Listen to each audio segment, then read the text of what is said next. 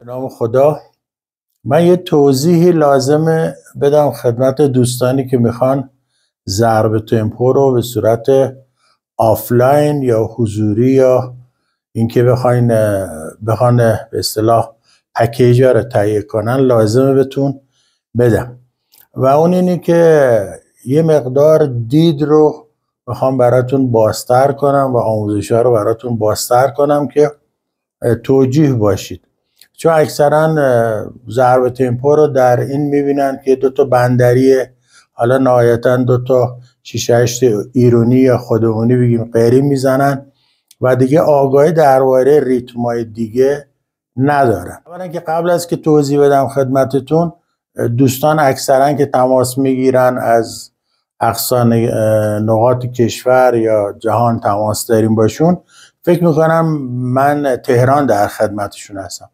بنده شیراز در خدمتتون هستم و اینکه به حالتهای مختلف میتونید آموزش ببینید. اونایی که حضوریه که دیگه تکلیف مشخصه که باید حضوراً تشریف داشته باشن شیراز که ما در خدمتشون باشیم. دوستانی هستن که آفلاین میخوان یاد بگیرن. آفلاین به این صورته که ما در ماه 4 جلسه براشون آموزش داریم مثل همون حضوری و ما هفته 1 بار براشون فیلم میفرستیم. دوستان لطف میکنن درس‌ها رو میزنن، ما رفع اشکال میکنیم، مجددا شروع میکنیم، ماه بعدی رو استارت میزنیم. دوستانی که میخوان که پکیج تهیه کنن و دسترسی به ما یا به آفلاین ندارن، میتونن همون از پکیج ها استفاده کنن و اینم بهشون بگم که از لحاظ مالی، چون اکثرا براشون مطرح هست مسئله مالی، بهتون بگم که فوق العاده به صرفه خواهد بود براتون.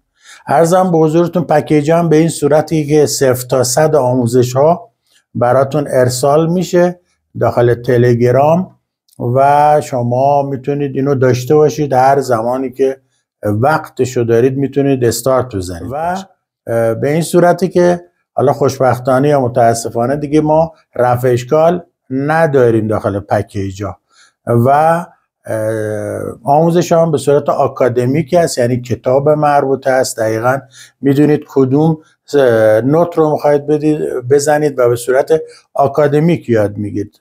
بعضی میخوان گوشی به قول خودشون یاد بگیرن و دلی اصطلاحا، خب همینطور گوشی یاد میگیرن. یه عده میخوان که دقیقا نوت ها رو هم بدونن، آکادمیک یاد بگیرن، اونها میتونن همزمان کتاب هم تهیه کنن، براشون فرستاده میشه و بر اساس فیلم ها و کتاب ها تمریناتشون رو ادامه بدن. یه مورد دیگه هم که حس میکنم که نیاز توضیح بدم، این پوزیشن قرار گرفتن ضرب تمپو است.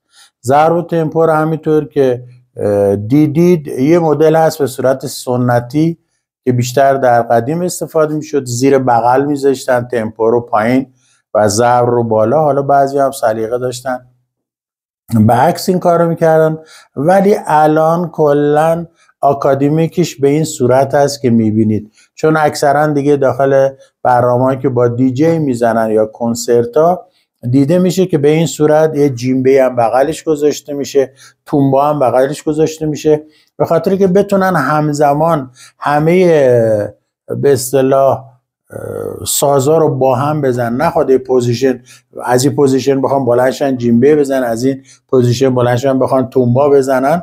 اینه که ما به این حالت آموزش ها رو ترتیب دادیم و سعی کنید به این حالت یاد بگیرید. حالا وقتی این پوزیشن رو یاد گرفتین دیگه تبدیل کردنش زیاد مهم نیست، ولی این پوزیشن بهتون کمک خواهد کرد که انشالله وقتی حرکات و پوزیشن های جیمبر هم یاد بگیرید خیلی راحت‌تر اجرا کنید. پوزیشن های تومبا یا بینگو بانگو رو که یاد بگیرید بتونید خیلی راحت‌تر و روونتر بزنید تا اینکه بخواید زیر بغلتون به اون نحوه اجرا کنید.